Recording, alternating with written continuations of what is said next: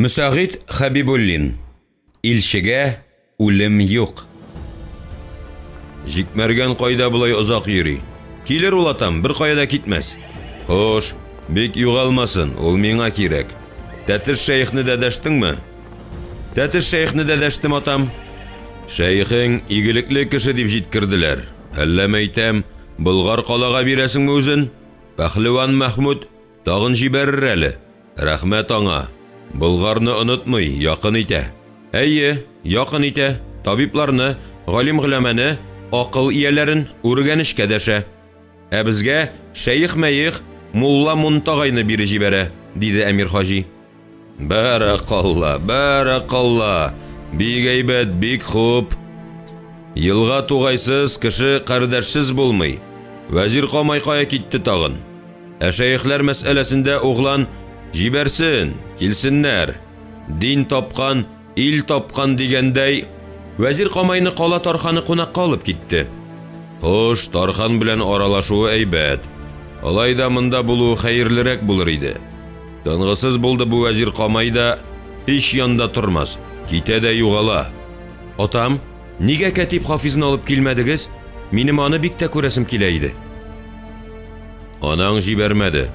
Үргәнештән китап сәүдәгәрләре киләсе диме шунда, Саксиннан килгән шагыйрь Габделгаләү белән очрашасылары бар диме? Мин ул Габделгаләүне сарайга алырга булдым әле, углан. Шул чак Тәтеш шәйх килеп керде. Әссәламу алейкум, Улуг хан. Ва галейкум әссәлам, шәйх, диде Сәлим хан, яна утырган урыныннан күтәрелеп. Сау сәламәт кенә килдегезме, ханиям? Юлда бик кыен булмадымы? Яңгыр мазарга очрамадыгызмы? Бәрәкалла, шактый ипле кеше булып чыктың бит әле син, шәйх. Хош, кем шәгырте дип белик инде сине, шәйх? Пәһлеван Мәхмүдтә сабак алдым, Улуг хан. Ул минем җизнәмдер. Я, бик хуп, бик әйбәт. Уй ниятең ничегрәк инде? Әллә мәйтәм, Улуг хан сарайына Болгар калага күчәсеңме? Болгар калага кайтыр кешеңез бар дип беләм мин, Улуг хан. Пәһлеван Мәхмүдтә сабак алып, күп еллар Улуг Мөхәммәднең күренекле мәдрәсәсендә шәкертләргә сабак бирүче оныгыгызны әйтәм, Улуг хан. Оныгым? Субханалла. Бу ни дигән сүз инде, шәйх? Аты ничек ул мөдәрриснең? Аты Кол Галидер, Улуг хан. Сәлим хан Кол Гали исемен ишетүгә чак кына сикереп торып басмады. Әввәл ул һәммәсенә дә күз йөртеп чыкты.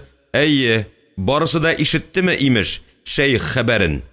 Ишеткән хәлдә нигә әйтик угланы берни дә дәшми? Ләкин Сәлим хан ялгыш уйлаган икән. Шәйх шулай диюгә иң әввәл Әмир хаҗи урыныннан кузгалды һәм килеп шәйх алдына тезләнде. Кабатла зинһар сүзләрең, шәйх. Тәтеш шәйх һич ни аңламый, тирә-ягына каранып алды. Ул бераз каушаган иде. Ләкин нидә булса әйтер алдыннан һич югы азрак беләсе килә иде. Нигә барысы да хәтта ханга кадәр шаккаттылар. Әйе, ул Болгардан килеп, җизнәсе Пәһлеван Мәхмүдтә сабак алып, менә ничә ел инде шаһ мәдрәсәсендә мөдәррис булып торучы Кол Галине белә иде. Әмма моңа ник ул хәтле шаккатырга? Пәһлеван Мәхмүдтә йөзләгән менә шәйх буласы мөритләр сабак ала. Бире килгәч, Тәтеш шәйх кала нигезенә күмелгән хан оныгы турында хикәятләр ишетте. Мәгәр ул аңа бер кайчанда җитди хәл итеп карамады. Болгарда гына түгел, андый риваятләр бар халыкта да тулып ята. Ул уйдырмаларга җитди итеп карауны гомумән аңлап бетерми иде яшь шәйх. Ә монда аның хәбәреннән соң барысының да күзләре акайды. Җитмәсә, Әмир хаҗи каршына килеп тезләнде. Минем угланымны үз күзең белән күрдеңме, шәйх? Я Хода, тагын ни әйтергә тиеш инде ул Әмиргә? Дөресен сөйләп бер тузакка эләгеп куймасын тагын. Кол Гали турында оста Дәүран өендә дә сүз кузгатканнар иде бугай. Менә бит син аны, әй? Я шәйх, нигә телең йоттың? Әб дигәч, мәдәдәген инде. Тәтеш шәйх тәмам курка калды. Арада шукраклар юк бугай, диде Әмир хаҗи. Барыгыз да ишеттегезме? Ишеттек, диештеләр табындагылар. Алгы якка Акбикә килеп керде, шәйхнең авызына керергә торган Әмирне күрде дә, Ни булды алай? Дип сорады. Углан исән, Гали углан табылды, диде Әмир хаҗи хатынына әйләнеп карамый гына. Әйтерсеңлә, әйләнеп караса, шәйх әйтер сүзен яшереп куячак иде. Шул чак Акбикә итте дә бер якка ава башлады. Аны Башман Баһадир тотып өлгерде һәм түр якка күтәреп алып чыгып китте. Моңа берәү дә игътибар итмәде, бөтенесенең күзе шәйхкә текәлгән иде. Шәйх утырган җирендә борсаланып куйды, астындагы мендәрне җайлагандай итте. Җизнәсе пәһлеван Мәхмүд ялганлаган булса, ахыры ни белән бетәр бу хәлнең? Гали улан диде бугай остазым. Әйе, Гали улан диде. Иң галим мөдәррисләремнең берсе дип таныштырды. Башта Кол Гали дидең түгелмесең? Кол Гали. Хәзер тагын Гали. Кол Гали диде бугай шул әмирем. Әйе, Кол Гали. Кисеп кенә әйт әле, шәйх тәтеш. Пәһлеван Мәхмүд аңа Гали улан дидеме? Кол Гали дип дәштеме? Диде сабыры төкәнә башлаган Сәлим хан. Улуг остасыбыз Пәһлеван Мәхмүд шәкертләренә дә, мөгаллимнәренә дә, мөдәррисләренә дә атлары белән дәшми хан. Димәк, дип уйлады шәйх тәтеш, җизнәсе Пәһлеван Мәхмүд янында хан оныгы булмаган. Алай дисәң, нигә соң аңа җизнәсе Болгар ханының оныгы диде? Булар авызлары белән кош тотарга җыенган бәндәләрдәй аннан җавап көтә. Монда нидер булган? Я хан оныгын сөргәннәр, я яшереп укырга җибәргәннәр. Тик кемнән яшерергә хан оныгы кадәр хан оныгын? Хан угланыннанмы, углан атасыннанмы? Шуны беләсе иде җавап биргәнче. Төс йөзгә күрер күзгә кыяфәте, буйсыны ниндирәк иде соң ул адәмнең? Дип сорады яна Әмир хаҗи. Менә килеп капты. Атасы буларак үз угланын белә булса кирәк. Төс йөзендә буйсынында. Әйе, күзләре зәңгәр иде, шак кырын караган сыман тоелды. Буйга озында түгел, карсакта түгел, урта бәдәнле адәм иде шикелле. Шәше хәтердә калмаган, күрмәдем, шалмадан иде. Ике тамчы судай бер-берсенә охшаган кешеләр була җәмәгать. Минем ялгышып куюым да бар. Әйе шул, дип шәйхкә ярдәмгә килде Сәлим хан. Кеше белән кешене түгел, кайчак тау белән тауны да аерып булмый. Әмир хаҗиның тәхет бүлмәсенә Җик Мәргән килеп керде. Сәлим хан Мәргәнгә таба борылды. Хош килдең Мәргән, әйдүк, түрдән уз. Хода сиңа 2 гомер бирдем әллә, Җик Мәргән дим. Улуг ханым, атам исән булган булса, мин бу көнгә дә калмаган булыр идем. Атам анам алдында кылган языгым юктыр, ханиям. 2 туган арасында ни булмас? Мин үземне ил алдында һәм хан алдында гөнаһлы санамыйм, ханиям. Хош Мәргән, шулай да булсын ди. Нигә соң абаң зарлана? Атам миңа васыят итеп калдырган җир кирәк абама. Угланнарын өйләндерәдер, минем җирләрем бүлеп биргән ният тотадыр. Бирсен, мин каршы түгел. Мин сыйныр урын таптым. Безнең ыру җир сөрмәде, икмәк икмәде, мал асрау белән көн күрде. Әмир хаҗи, Җик Мәргән Баһадирым дидең бугай, шулаймы? Әйе, ул минем Баһадирым атам. Башман Баһадир, син кем инде хәзер? Җик Мәргән минем киявым, Улуг хан. Яшьлек кыюлык билгеседер. Җик Мәргән җир эзләми, ил эзли. Һәм ул илне тапты. Угланыгыз биләмәләрдер. Тубыкбай Баһадир белән мин үзем килешермен, Улуг хан. Атам, Тубыкбай Баһадир ялгыша. Ир кадерен хатын, җир кадерен ир белер ди. Тубыкбай энесенә җир бүлеп бирергә тиеш иде, диде Әмир хаҗи. Тубыкбай Баһадирга мин углан кашкын энең тотып бирермен дип вәгъдә иткән идем. Хан сүзе аткан уктыр. Аткан укны кире кайтарып булмый. Ул аткан ук үз батырыгызга төбәлгән түгелме соң, атам? Ил батыры кашкын була алмый, углан. Ил батыры я орыш кырында ятып кала, я илен саклый. Абыйың Мөхәммәд Галимбәк нишләде? Әле булса тәхет турында хыяллана икән. Гаскәр белән Саксин каласы тирәсендә урала башлаган. Туган белән, углан, ата белән җир, су вә тәхет өчен орыша башласалар, кая тәгәрәр бу Болгар? Язмыштан узмыш юктыр, атам. Язганны күрербез. Иллә әйтер сүзем әйтим. Җик Мәргән миндә калыр, атам, диде Әмир хаҗи катгый төстә. Сәлим хан куырылып киткәндәй булды. Әмма угланы Әмир хаҗига кайтарып сүз катмады. Казанга явыз ният белән килсә дә, әлегә ул кунак иде. Кунак булсаң тыйнак бул, гәрчә улуг хан булсаң да. Явыз ниятне явызлык кылганда гына тормышка ашыру мөмкин. Хикмәт ни белән куәтләнә бара бу углан? Кем кудрәт биреп тора? Тәтеш шәйхе мәллә? Бик ихтимал ич. Билекле, яшь, ил дәрвишләре арасында дәрәҗәгә ия улуг шәйх Пәһлеван Мәхмүдтән фатиха алган зат. Углан, атаң турында яман уйламасаң иде. Мин җикмәргәнне җәзалау ягында түгел. Башман Баһадирның сеңлесенә өйләнгән икән, игелек аңарга. Минем бары тик бер хакыйкатьне беләсем килә. Никахны кем укыды икән? Әйе, шәйх тәтеш, синме? Аллам сакласын, улуг хан, гөнаһка батасым килми. Мин укымадым никахны. Хаганысы, кызыгыз Назлыгөлгә. Шәйх шулай диюгә, Сәлим хан тәмам йөзе алышынып, аңа таба кузгалды. Кабатла әле, кабатла шәйх, ни дидең? Тәмам кыты алынган тәтешнең кулыннан кымыз кәсәсе төшеп китте. Әмир хаҗиның шапан шабуына түгелде. Асрау кыз әмирнең шабуын сөртергә ташланды, ләкин юлына хан ышрап, аңа килеп төртелде. Сәлим хан асрауны силтәп кенә җибәрде. Әмир хаҗи да кырт шаккандай сикереп торды, ул һич нигә игътибар итми шәйхкә төбәлде.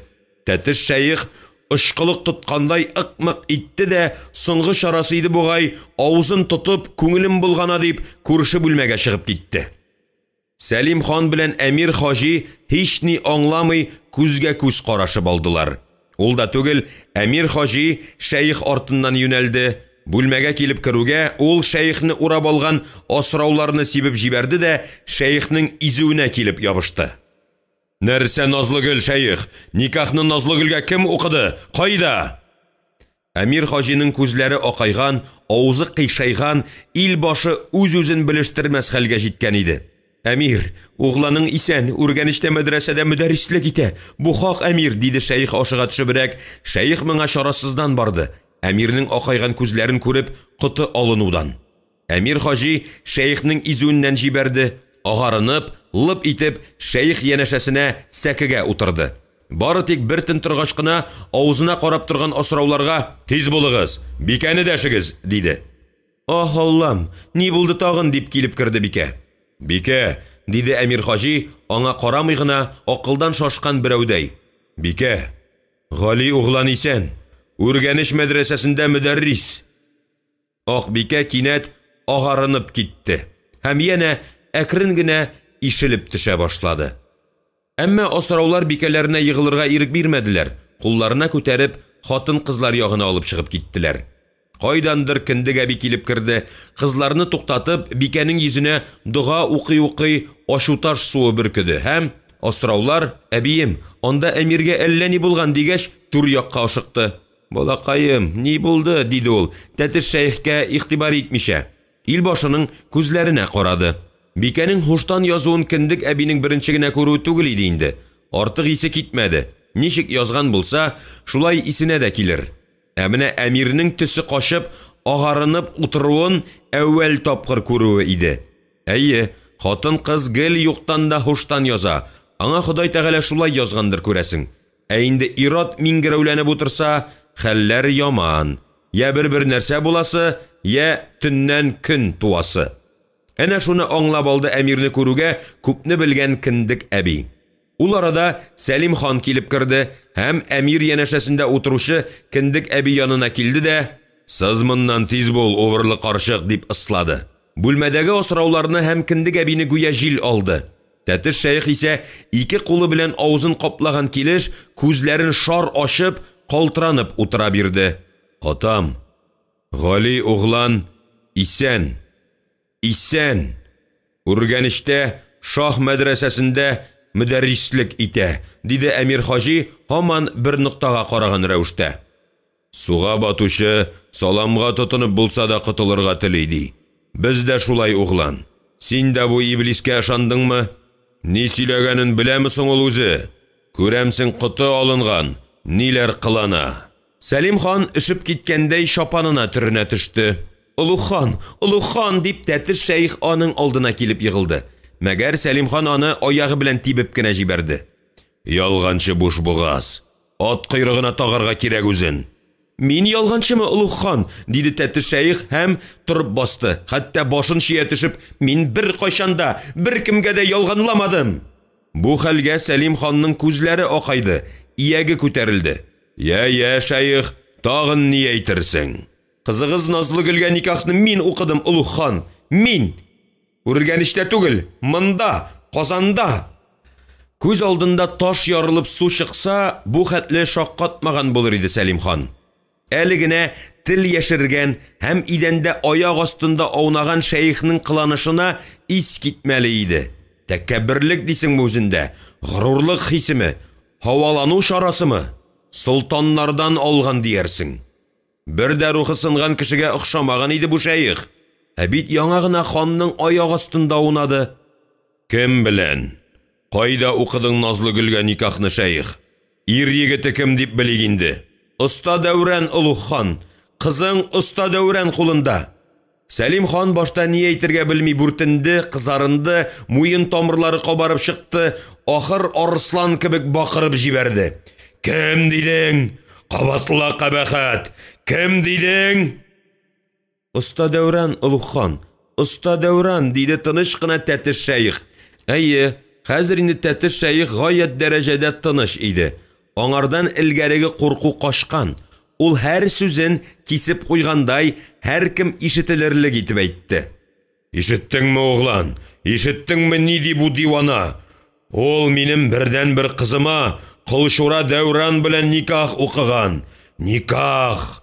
Гали оныгым хакындагы хәбәре генә җитмәгән. Иллә кызым Назлыгөл хакындагы хәбәрең ялган булса, мин сине беләсеңме нишләтәм, шәйх? Беләм, Улуг хан. Юк, белмисең, шәйх. Мин сине таштан аттырып үлтертәм, таштан. Кайда жан сакчыларым, кайда сез? Бүлмәгә ике хан жан сакчысы йөгереп керде. Хәзер үк миңа кала остасы Дәүранны китерегез. Хәзер үк. Атам, Назлыгөл чынлап та анда булса, Әмир хаҗиның һаман да хәле начар иде. Әмма хан аны күрмәде, күрер хәләттә түгел иде. Кызымны да, дип кычкырды жан сакчыларына Сәлим хан. Акбикә керде, йөзе төнбоек шәшкәседәй саргайып калган. Күзләрендә яшь, сәкедә утырган әмирне ул гүя күрмәде дә. Сәлим хан янына узды. Атам, Улуг хан, мин иртәгә үк үргәнешкә китәм. Фатиха бирегез. Сәлим хан иң башын сикертеп куйды, бер сүз дә әйтмәде, бары тик угланы Әмир хаҗи ягына сирпелеп кенә алды. Миннән Фатиха, диде һәм бүлмәдән чыгып китте. Атасы күздән югалгач, Әмир хаҗи да кузгалды, шәйхне дә үз артыннан кул белән ишарә ясап кына әйдәде. Күп тә үтми ханның жан сакчылары Оста Дәүранны хан каршына китереп бастырдылар. Останың ике ягында ике сакчы кыймылдарга да бирмиләр. Калдырыгыз безне, диде хан жан сакчыларына кул селтәп. Әссәламу алейкум, Улуг хан, диде Оста тыйнак кына баш иеп. Хош, Оста алпар углы Дәүран, хош. Я, ни әйтерсең ханыңа? Әйтер сүземне җиткергәннәрдер инде, Улуг хан. Кызганыч, калам салып бетерә алмадым. Каланы матур суктыргансың. Күзгә күркәм өйләр бар. Мәчеттә күңелгә хош килде. Сарайда. Әй. Атаң игелекле кеше иде. Авыр туфрагы җиңел булсын. Урнысы җмакта булгыры. Ә менә син хан кызын урлап, көчләп никах укыткансың диләр. Хакмы шул? Улуг хан, тик тор, мин сөйлим. Телең тешлә. Никахны менә бу шәйхтән укыттыңмы? Шулаймы, тәте шәйх? Көчләп, янап укыттырдылар, ханиям, диде тәте шәйх. Никах укыган өчен уш тутырып алтын бирделәрме? Ни белән түләделәр? Кем? Оста Дәүран, күпме алтын бирдең? Мин шәйхкә бер түгәрәк алтын бирмәдем, Улуг хан. Кем бирде? Кем мәҗбүр итте шәйх никах укырга? Шәйх, сиңа әйтәм, нигә телең йоттың? Алтынны җикмәргән бирде, ханиям. Ул көчләп илтте, ул укырга мәҗбүр итте. Димәк, Назлыгөлне кашкын җикмәргән урлаган. Син түгел. Тархан Әхмәт, җикмәргәнне дәшегез. Баш өсте, ханиям, тиздән җикмәргән монда булыр. Тиз йөр, Тархан, вакытында килеп кердең. Тимерне кызуында сугасым килә. Хан Тәтеш шәйхкә таба борылды. Я шәйх, никах укыган өчен күпме алтын бирде кашкын җикмәргән? Оныттың, санарга вакытың булмады. Ай, кем анда? Җикмәргәнне дәшегез дим. Тарханның кашкын мәргәнне тапмавы бар. Сәлим хан угланы Әмир хаҗи ягына карап алды. Біраз аптырады, тик аңа әллә ни игътибар итмәде. Угланы Әмир хаҗи дөньядан ваз кичкән берәүдәй тын гына утыра иде. Гүя аңа биредә барган хәлләр кагылмый да иде. Улуг хан, шәйхнең гаебе юктыр, диде оста Дәүран. Юктыр. Сез күрәм, барыгызда әүлияләр, бер гаепсез изге жаннар. Тик менә җир ничек иртәм икән сезне? Ничек ярылып убылып алмый икән? Җикмәргән хан кызын урлый. Оста Дәүран кылшура башы белән аңа өйләнә. Яшь шәйх аларга никах укый. Шулайдыр бит? Әллә мин ялгышаммы? Димәк, алтын биреп янаганнар, диде Баһадир башман. Булмады андый хәл, диде шәйх. Нинди хәл? Дип сорады Сәлим хан. Алтын белән янау. Мин сезне барыгызны да бер бауга тезеп, дип башлаган иде Сәлим хан, Акбикә килене аның аяк астына килеп егылды. Кылмагыз атам бу хатаны, рәнҗетмәгез кыз баланы. Назлыгөл моны күтәрә алмас. Назлыгөлне мин үзем табармын. Ярый, килен, алып кил Назлыгөлне. Мин сиңа ышанам. Акбикә чыгып киткәч, Сәлим хан яңа килеп кергән җикмәргәнгә төбәлде. Инде әйт, җикмәргән, ничегрәк урладыгыз хан кызын? Без аны урламадык, ханиям. Ул үзе килде, диде җикмәргән. Үзе килде, дип шамакайланды хан. Күл буена төшкәч, илтегез мине оста Дәүран янына, дидеме? Хан кылы Дәүран янына, Без барыбыз да Алла кылы, улуг хан. Аллаһы Тәгалә кешене кыл итеп яратмый. Кешене ханнар кыл итә. Авыр тормыш, яман хәлләр. Әнә ничек икән? Ишетәсеңме, углан? Углан дим. Әмир хаҗи дәшмәгәч, Сәлим хан аңа кул селтәде. Улуг хан, сөнниләр кылга кияүгә чыгуны да, кыл хатын кызга өйләнүне дә гынах санамыйлар, диде Тәтеш шәйх. Останы акладык та, ди шәйх. Тик кылган гынаһың өчен сине кем хөкем итәр икән? Ни өчен диме? Авызың ачсаң, языгың күренеп тора. Хан кылы белән хан кызына никах уку язык түгелмени? Гынах түгел, ханиям. Аннары оста Дәүранны угланыгыз Әмир хаҗи кыллыктан азат иткән иде инде. Шәригать, ханиям, сәхилек күрсәтүне хуп күрәдер. Оста мөселман. Ханнар кайчак кызларын кафирләргә дә кияүгә бирәләр. Әнә ничек сөйләшә башладың син, шәйх. Субханалла, машалла. Үлем алдыннан шулай гайрәтләнәме кеше? Сакчыларым, алып китегез шәйхне. Зинданга, барысында зинданга. Җикмәргәнне дә, останы да. Иртәгә бөтен халык алдында хөкем итәрмен. Тукта, останы калдырып торыгыз, диде хан. Алып чыгып китеп барган останы яңадан хан каршына китереп бастырдылар. Яшь атны өйрәткәндә иң әүвәл нишлиләр, оста? Тамга сугалар, улуг хан. Хак әйттең, оста. Тамга сугалар. Атаңа суккан тамганы мин сиңа да суккан кебек идем, оста. Әдәм баласына тамганы бер худагына сугадыр, ханиям. Хош, оста. Атка тамга суккач, яна нишлиләр инде? Йөгән кигезәләр, ханиям. Син ул йөгәнне салырга исәбеңме? Мин кигезгән йөгәнне дим. Ул йөгәнне ташлар көн безгә дә җитте, ханиям. Әнә ничек икән ул? Телең дә бик озын икән бит синең, оста. Оста Дәүран дәшмәде, башын иде. Кичерегез мине, ханиям, кичер алсагыз. Мин Назлыгөлне яратам. Ул да мине.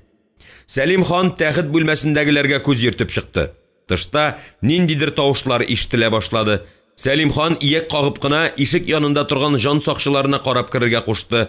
Жан сакчысы ялт итеп әйләнеп тә керде. Я, ни анда? Җыен җыелган, урам тулы халык, ханиям.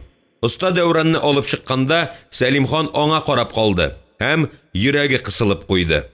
Оста Дәүранның йөреш кыяфәтендә Туйбикә гәүдәсен күреп, шак кына киявен яңадан чакырып алмады. Туйбикә, син бит бу, холкың фигылең, күр инде, төс йөзеңә, хәтта гәүдәсенеңә кадәр бу углыңа биреп калдыргансың икән лабаса. Әлләсең син теләдеңме, углың минем кызыма өйләнсен дип? Булмастыр синеңчә Туйбикә.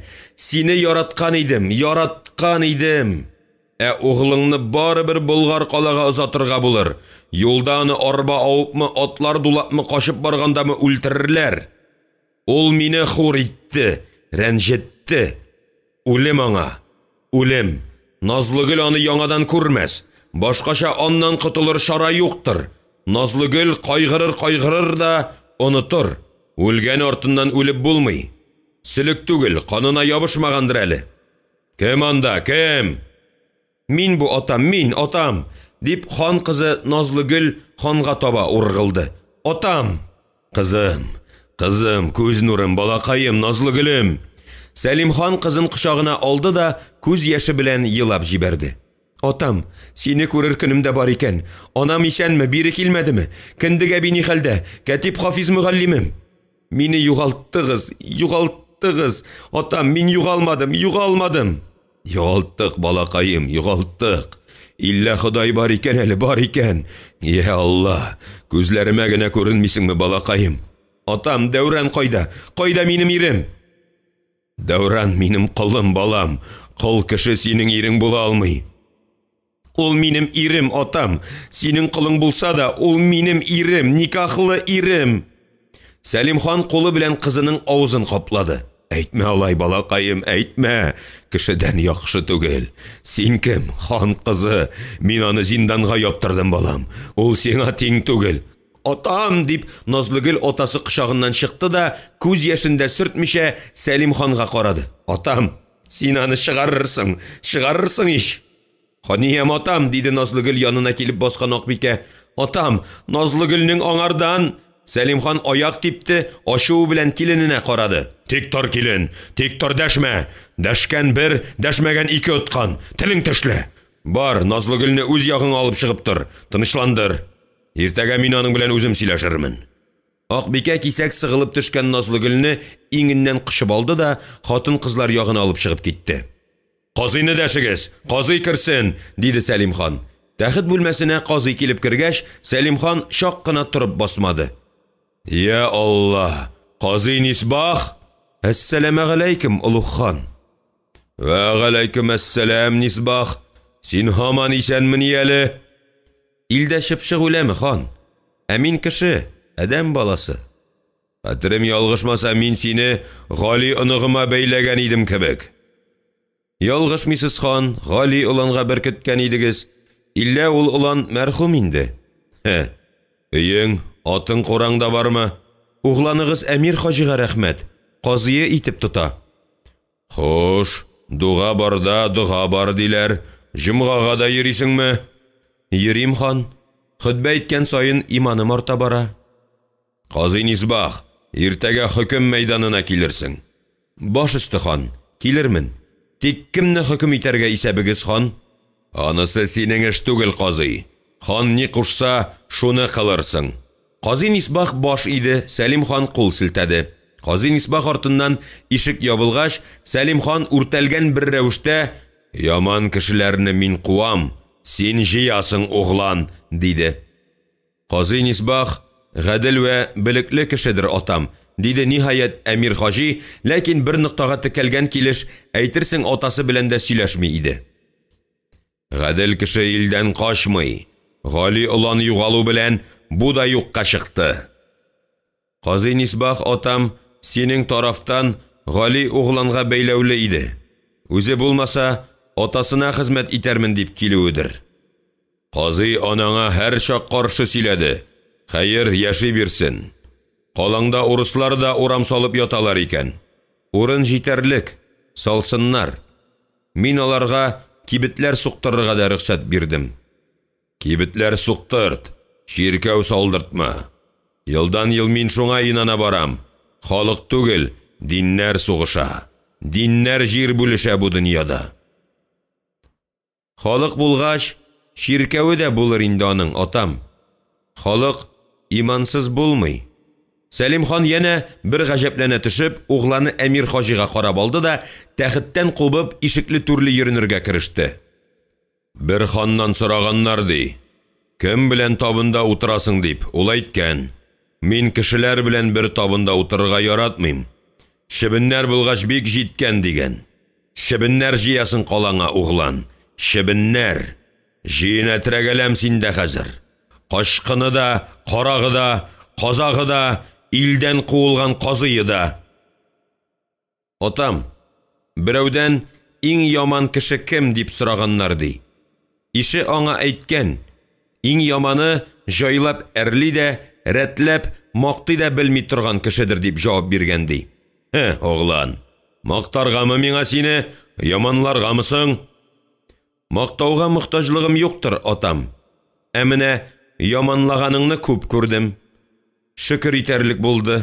Хәер, яманланган изләнер, макталган тезләнер диде минем шәйх.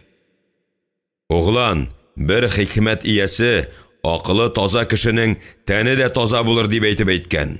Икенче берәү исә аңа, юк хәзрәт, теше таза кешенең генә тәне таза булыр дигән. Син кайсы хаклы дияр идең, углан? Икесе дә, атам. Акылы таза кешенең тәне дә, теше дә, зиһене дә таза буладыр. Карт кешенең акылы да зәгыйфләнер, тештәне дә таза булмастыр. Сәлим хан арлы-бирле йөрүеннән туктады. Бүлмәдәгеләргә күз төшереп алды. Һәммәсенә дә чыгып китегез дип ишарәләде. Шуннан соң гына угланы янәшәсенә килеп утырды. Углан, оныгым Гали хакында халык телендәге риваят хак булса, исәни мин илгә кайтса, Болгар тәхтенә ул утырыр. Казый Нисбахны үргәнешкә җибәр. Син теләгәннең барысын да башкарыр. Хәтерем ялгышмаса, уттан исән, судан коры чыга торган кеше иде. Шулай итәрмен, атам, диде Әмир хаҗи, рухы сынган рәвешен хәтерләтеп. Шул чак сарайга аның җан сакчысы килеп керде. Керде дә түргә узды, Әмирнең аягына егылды. Әмирем, Башман Баһадир ышанычлы мең башларын алып, Нугай капкасыннан чыгып китте. Аталы уллы хан белән Әмир күзгә күз карашып алдылар, әмма икесенең берсе сүз катырга базмады. Янында хатын-кызлар да бар идеме? Күрмәдем, Әмирем. Күзле бүкән, югал сарайдан. Жан сакчысы артыннан ишек ябылгач, Сәлим хан сорап куйды. Бу ни була инде, углан? Хан киенергә дә, сөенергә дә белмәде. Баһадир Башман кая китә? Туган ягы Саксингамы, әллә Болгар калага Олуг хан кул астынамы? Китүе ихлас булса, кирмәндә күп азат калмаячаксыман. Башман Баһадир Саксин каласына китәргә күптән сорап йөри иде инде, атам, диде ниһаят Әмир хаҗи. Үпкәләгәндер. Баһадир кадәр Баһадирны зинданга яптыр инде. Бу хәл бары тик миңа гына кагыла, атам. Баһадирның китү сәбәбе башкадыр. Кем син? Әмирме? Куа кит, җит, орыш. Юк, атам. Мин аның белән орышырга теләмим. Башман Баһадир Кылшура Дәүран түгел. Кылшура Дәүранга да мин кул күтәрмәдем. Хош, углан, сабыр итик. Саксин каласы Кафтау артында түгел. Ачыкларбыз, диде хан һәм иснәп куйды. Гади генә әйткәндә, бу хәлгә хан шат иде. Әмир хаҗи нык терәге булган Баһадир Башманны югалтты. Киткән кошлар кире кайтса да, аккан бозлар кире кайтмый. Әйе, Башман Баһадир ким дигәндә 3тән 1 гаскәрен алып киткәндер әле. Димәк, угланны буйсындыру, каласыннан куып чыгару җиңелрәк булачак. Син миңа баш бирми башладың, углан. Ә Ходай Тәгалә моны теләми.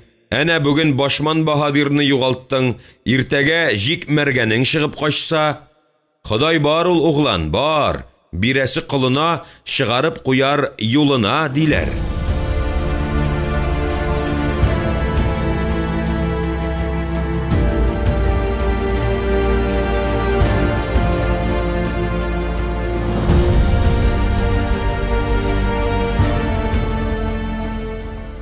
Утыз 9-нчы бүлек.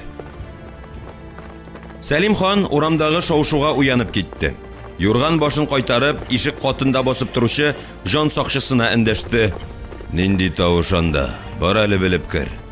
Мин сезне күптән көтәм инде, ханиям. Кичә кичтән үк җыенга җыелган халык оста Дәүранны зинданнан чыгарыгыз дип тавышлана. Кичә Тархан Әхмәт иртәгә барысы да хәл ителәчәк дип тынычландырып җибәргән иде. Таң белән янә килеп тулганнар. Мәйданда алма төшәрлек урында калмаган. Тархан Әхмәт ни карый? Ул да ондамы? Аны тыңламыйлар да, ханиям. Сезне, Әмир хаҗины сорыйлар. Мине нигә сорыйлар дип беләсең инде, диде тора-тора Сәлим хан. Улуг хан кунак кеше. Кунак кеше булса да улуг хан. Улуг хан булса да аның монда ни ише бар? Кунак кешенең диләр. Сәлим хан сәерсенеп жан сакчысына карап алды. Кара халык, кара сарык. Hey, кем бар анда? Киемнәрем китерегез, тас кымган. Кулына тас кымган тоткан, иңенә шигүле сөлге ташлаган асрау керде. Я, якынрак кил, кытың алынмасын. Мин кеше ашамыйм, диде Сәлим хан асрау кызны күз баштан уздырып. Кем җибәрде сине? Атың бармы? Асрау мин, ханиям. Атым Зәмзәмбикә. Зәмзәмбикә, диде Сәлим хан кызның гәүдәсен янә бер күздән кичереп, бит кулын юды, асрауның иңендәге сөлгене алгач. Исемең матур, татлыдыр. Үзең дә шулай татлысыңдыр әле. Татлы булып кына кияү чыкса икән ул, ханиям, диде кыз, шуга төшеп ихлас күңелдән елмайды. Субханалла, субханалла. Кияүгә чыгасың киләме? Нинди хатын кыз кияүгә чыгарга теләмәс икән, ханиям? Чык минем вәзиремә. Үзем димлим. Кыяфәте килешсезрәк, иллә аю түгел, әдәм баласы. Аюга да кияүгә чыгалар. Бикә җибәрсә чыгар идем, ханиям, диде асрау бер дә исе китмәгәндәй. Сәлим хан янә асрауга күз төшереп алды. Гәүдәгә тутырган тавык кебек таза, биле булмаса да, күкрәкләре Аллага шөкер бүрек хәтле, вәзир камай өчен тугандыр бу фәрештә. Әллә соң өйләндеримме үзен? Үзе кайда икән соң? Кайда йөри икән күзле бүкән? Кичә булып кичә күренмәде. Сәлим хан жан сакчысына карады. Вәзир камайны дәш. Вәзир камай халыкны тыя, ханиям. Бүлмәгә Әмир хаҗи килеп керде. Тыйынкы гына исәнләште. Атам, халык мине сорый. Оста Дәүранны зинданнан чыгаруымны даулый. Нә кылыйм? Әвәл атаңны ашатыр идең, углан. Халык качмас. Атаң аш калмасын. Табын әзер атам, рәхим ит, дип Әмир хаҗи атасын түр якка әйдәде.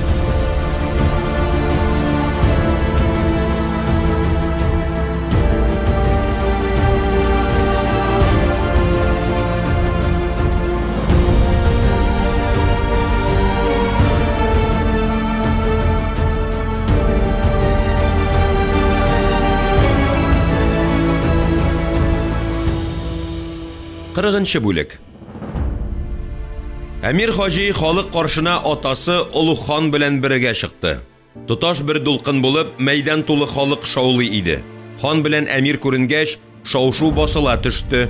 Әмир азатларга халыкны тыярга ишарәләде. Азатлар хан белән Әмир чыгып баскан булдыр тирәли тоташ ихата булып бастылар. Әрсезләнә башлаган кешеләрне этә-төртә читкәрәк кудылар. Уң якта Әмир хаҗи буйрыгы белән салкын таш ясалган. Сәлим хан шунда атлады. Ул Казанда бер нидән дә курыкмый иде. Халык арасында меңбаш таймас кешеләре, хан турында яман сүзләр кычкыручыларны алар соңыннан булса да җыялар, кирәкле җәзасын бирәләр иде. Баш кисүдән кылыч туктамый. Мәйданга таба алдан атлаган хан артына әйләнми генә угланы Әмирдән сорады. Уран салушың бармы? Уран салушыңны дәш, диде. Уран салушыны шундук хан янына китереп бастырдылар. Кирәкмәгән дәү гәүдәле, озын сакаллы уранчы хан янына килеп басуга халык тынып калды. Халык арасыннан берәү: "Хан, хан, оста Дәүранны нигә зинданга яптыгыз?" дип кычкырды. Сәлим хан бер тын дәшми торды. Уран салушы аның авызына баккан, нидер көтә иде. Бу тамаша халык алдында кызына ата-ана рөхсәтеннән тыш өйләнгән останы хөкем итү ярармы? Ил башы тирә ягына каранды, давыл басчылар, җаллады һәм Казый Нисбахны күреп, янына дәшеп алды. Казый Нисбах, нә кылабыз? Дөресен әйтәбез, хан. Халык барысын да белә. Ыранчы, диде Сәлим хан, кышкыр. Кол буларак Оста Дәүран хан кызын урлаган һәм аны көчләгән диген. Кышкыр, кышкыр. Ыранчы хан сүзләрен кышкыргач, халык бер мәлгә тынып калды. Үзара бәхәсләшә башладылар, ыгызыгы купты, Нисбах казый хәйләкәр төлке эшне дөрес башлап җибәрде әлбәттә. Яман сүз бәхәс тудыра. Халык арасында шәригать кануннарын белүчеләр бар, хатын кызны көчләү шәригатьтә яман эш. Иллә халык ышанып җитмәде булса кирәк. Әйе, ничек инде әүлия кебек оста хан кызын көчләсен икән? Казый Нисбах, диде ниһаят арадан берсе. Ничек көчләде икән хан кызын оста? Хан кызы Болгар калада, оста Казанда. Урлап, җәмәгать, дип кычкырды Ыранчы. Ялган, халаяк, ялган. Булган хәл түгел бу. Кызның үзен китерсеннәр, үзе әйтсен. Чынлап та, кара халык кара сарык икән шул. Менә хикмәт. Ыранчы, хан кызы авырта дип әйт. Авырта ул, халык алдына чыга алмый, диде Сәлим хан. Ә менә останы китерербез. Ыранчы хан сүзләрен кычкыра торды. Халык шаулавын дәвам итте. Ул да түгел, Оста Дәүранны җилтерәтеп мәйданга алып менделәр. Оста, диде Казый Нисбах. Сине хан кызын көчләүдә гаеплиләр. Хан кызын көчләп урлап алып килгәнсең һәм көчләп никах укыткансың. Акланыр әмәлең бармы? Юк, казый. Минем беркем алдында да акланасым килми. Чөнки минем гаебем юктыр. Хан кызына мин яратып өйләндем. Ата-анасы рөхсәтеннән башка. Шулаймы? Казый, ул мин аны ярата идем. Без кавыштык. Шәйх безгә никах укыды. Бу хәл гөнаһмы? Гөнаһ түгел, оста. Тик кызның ата-анасын рәнҗетми эшләү кирәк иде моны. Ата-ана рөхсәте белән шәригать кушканча. Әйтик, яучы җибәреп, ата-ананың фатихасын алып. Мин шәригать канунын бозмадым, казый. Никах укыттым. Мин берәүгә дә яузлык кылмадым. Барысы да гайбәт. Мин хан кызын урламадым. Ул үзе бире килде. Никахны да үзе теләп укытты. Дөньяда 4 ялганчы яшәрди, казый. Берсе эләкче, берсе гайбәтче, берсе шымчы, берсе дошмандыр. Ләкин хаклык аларны да җиңә икән. Ә менә 4 кешене хаклык җиңә алганы юк. Берсе казый, берсе вәзир, берсе шәйх, берсе ханмы, әмирме, оста? Дип сорады Сәлим хан. Оста Дәүран Сәлим ханга кулын күкрәгенә куеп баш ырды. Сәлим хан кияү кыланышында янә туйбикә шалымнарын күреп, әллә нишләп китте. Бу кешенең җанын кыярга хакы бармы аның? Җитмәсә, оста, кичерә күрегез мине, атам. Мине бу сүзне әйтүдән мәхрүм иттеләр. Ләкин кызыгыз белән никахлашкач, сезгә атам дип әйтергә хакым бардыр дип уйлыйм. Шәригать кануннарына хан да, оста да бер чамада буйсынадыр дип уйлыйм, диде.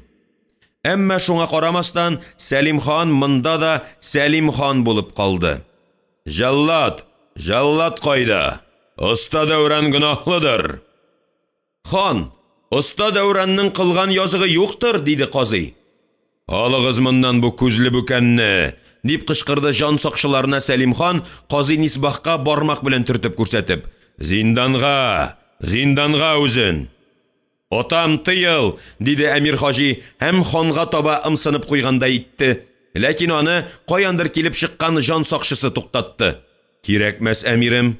Сәлим хан берәүне дә күрмәде, берәүне дә тыңларга да теләмәде. Останың кулларын бәйләргә кушты һәм җаллатка: "Җаза шул аңа, шул, чап башын, юкса үзеңнекен чаптырам", дип җикерде. Ул арада давыл басчылар дөңгер кага башладылар. Сәлим хан аста торучы меңбаш таймаска үзләре генә белгән ишарә ясады. Шундук мәйданга 20ләп кеше күтәрелде. Җаллат аларның берсенә дә игътибар итмәде. Ул үз эшен әйбәт белә иде, күрәсең. Останың күзен бәйләде дә салкын ташка башын салырга кушты. Шуннан соң гына ханга карады.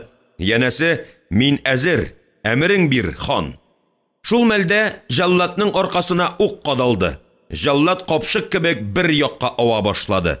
Ниндидер мизгелдә генә югалып калган Сәлим хан ишелеп төшкән җаллатның кулыннан кылычын тартып алды да кизәнде. Кылычка ук тигәнне, кулыннан кылычның ышкынып киткәнен Сәлим хан сизми дә калды. Оста янына жан сакчысы килде, тегенең күзен бәйләгән чүпрәген йолкып атты, кулларын шиште. Шул чак мәйданда Зәйтүнә пәйда булды. Ул оста Дәүранның кулыннан алды да мәйданнан сикереп төште. Аңа карусыз буйсынган оста аның артыннан ташланды. Һәм күз ачып йомганчы алар халык арасына кирип иределәр. Тотыгыз үзләрен, дип кычкырды әле булса исенә килә алмый торган Сәлим хан. Ләкин аны берәү дә тыңламый иде инде. Каршы өй түбәсендә Җикмәргән күренде. Сәлим хан, дип кычкырды ул бугаз йыртып. Сәлим хан, кузгалма! Меңбаш таймас кешеләре уратып алган Сәлим хан каршы өй түбәсендәге Җикмәргәнне күрде. Җикмәргән җәясенә ук илгән, кирешен тарткан. Хан белә иде, кирәк икән кешенең күзенә тигезә ала Мәргән. Үзе бирде Мәргән атын һәм бик белеп кеше күзенә тигезә алуына инанып. Қан кыймый гына каладан чыгып китсәгез иде, улуг хан. Кралга, дип кычкырды Сәлим хан һәм үзе оранчы артына пусты. Шул мәлдә үк оранчының күкрәгенә Мәргәннең угы кадалды. Меңбаш таймасының азатлары ханны каплап әмир өенә алып кирделәр. Сарай ишекләре бикләнгәч кенә Сәлим хан Меңбаш таймаска кызы Назлыгөлне һәм асрау кыз Зәмзәм бикәне Кабан күле буена алып төшәргә кушты. Үзе яшерен юлдан Арча капкасына юнәлде. Меңбаш таймасны гади киемгә киенгән азатлары Кабан күле буендагы шатырына китереп җиткергәндә көн-төн вакытыннан авышып бара иде инде. Шатырына керүгә тур якта үзенең мендәренә кырын төшеп, кымыз шимереп яткан вәзирен күрде дә Сәлим хан яшелле зәңгәрле тавыш белән бакырып җибәрде. Хайван, капкырсак, бирән беткән. Мин анда кыл өстендә йөрим, ул кымыз шимереп ята. Яу шык калага, халык баш күтәрде. Асарга, кисәргә, турарга, ут салырга калага, ут! Вәзир камай ничек торганын, ничек шатырдан чыгып киткәнен, күл буенда балык тотып утырган Баян Баһадир янына ничек килеп җиткәнен сизми дә калды. Ул тотлыга Баһадирга хан әмерен җиткерде. Үзе хан атын һәм үз атын шатыр янына алып килде. Баян Баһадир җитәкләгән гаскәр Нугай капкасына ташланды һәм кирмәнне камауга ала башлады. Арча капкасында дистәләгән ясавул гына торып калган икән, аларны шәнчеп кадап, хан гаскәре Арча капкасы аша калага тула башлады. Китте калада, гаебе булганны да, булмаганны да кадау, кисү, укка алу. Әмир Хаҗи урамына хан гаскәренең йыртавыл азатлары килеп кергәч кенә халык тарала башлады.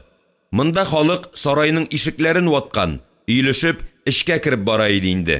Урамны иңләп килгән хан азатларын күрде дә халык кашарга киреште.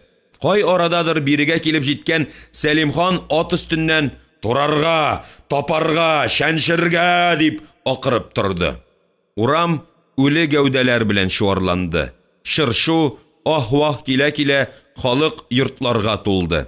Биек кыймалар аша ишек алларына сикерде. Күп тә үтмәде, хан азатларына таш ява башлады.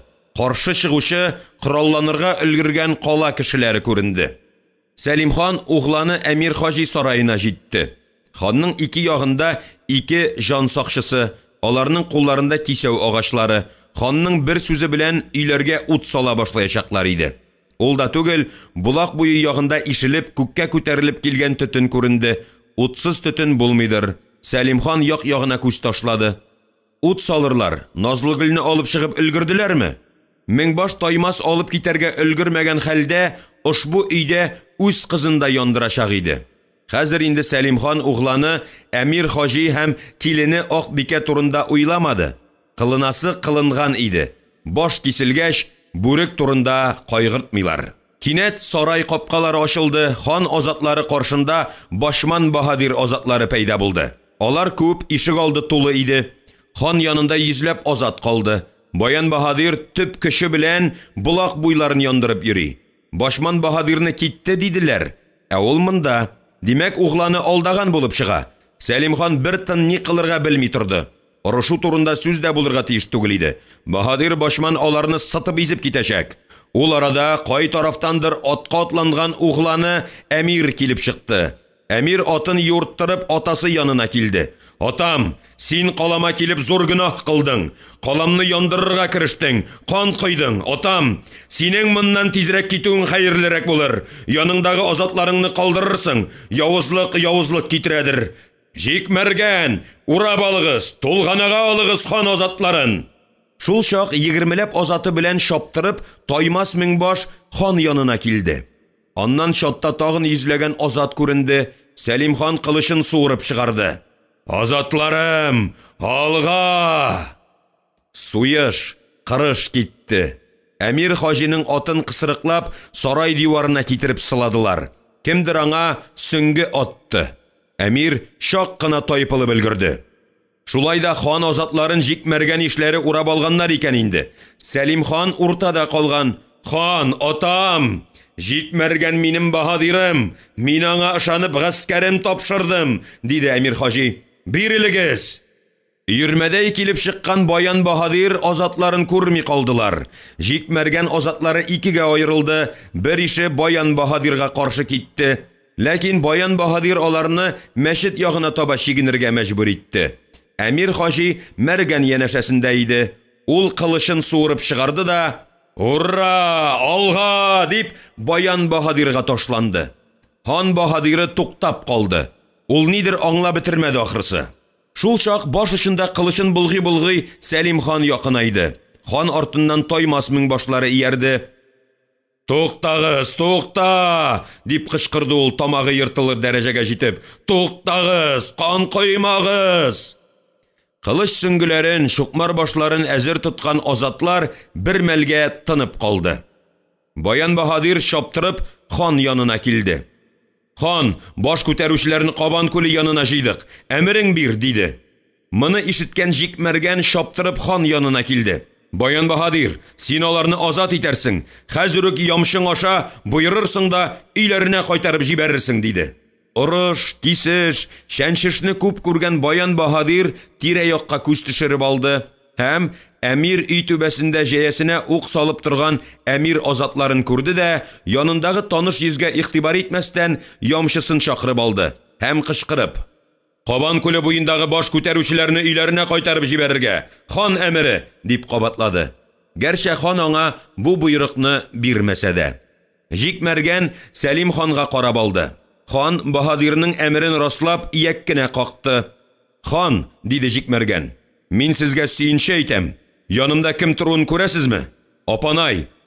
Ул сезгә сөенче китергән. Урыс кенәзе Олы Оя Всеволод кул астындагы ишләре Кыпчак ханы Янтак һәм инегез Мөхәммәд Галимбәк белән Болгарга яу чыккан. Кенәзләр Идел буйлап карапларда төшә. Кыпчаклар яр буйлап түбәннән менә. Сезгә хан тизрәк Болгар калага кайтырга кирәк. Ашыгыгыз, апанай расла сүземне». «Кыдрәтле хан», диде апанай. Шул чак Баян баһадир азатлары арасыннан берәү аны укка алмакчы итте. Иллә өлгерә алмый калды, үз аркасына ук килеп кадалды. Азат ияреннән сүзсез генә ишелеп төште. Сарай ишекләре ачылды, аннан 30лап ук чыгып басты. Җәя кирешләре тартылган, хан җан сакчыларына төбәлгән иде. Укчылар арасында Башман баһадир сеңлесе Зәйтүнә дә бар икән. Ул алгарак чыкты да: «Кергән капкадан чыгып китүгез хәерлерәк булыр, ханиям», диде. Ханның җан сакчысы Ирдәүкә кызны укка алырга итте, әмма өлгерә алмый калды. Үз аркасына ук килеп кадалды. Сәлим хан хәтта аның ягына таба әйләнеп тә карамады. Ат башын кайырып борды да Нугай капкасына таба чапты. Аңа Баян баһадир азатлары иярде. 1980-1989 еллар, Казан. Алмаз Гәрәев укыды.